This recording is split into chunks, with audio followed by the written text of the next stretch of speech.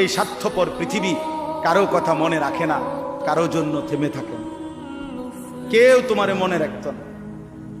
তুমি মরে গেলে কারো হাতে সময় নাই তোমারে কান্দে লইয়া কান্দনে, কারো হাতে সময়।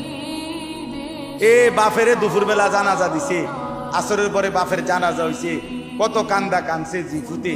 এশার নামাজের পরে পাশের ঘরের থেকে ভাত তরকারি আনছে, এর ওই পেট ভরে ভাত খায়।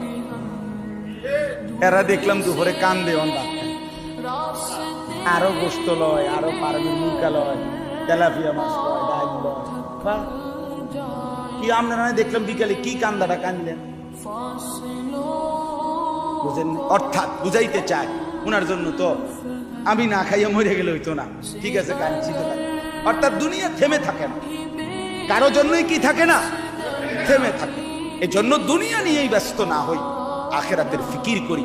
আল্লাহ তাআলা আমাদেরকে তৌফিক দেন।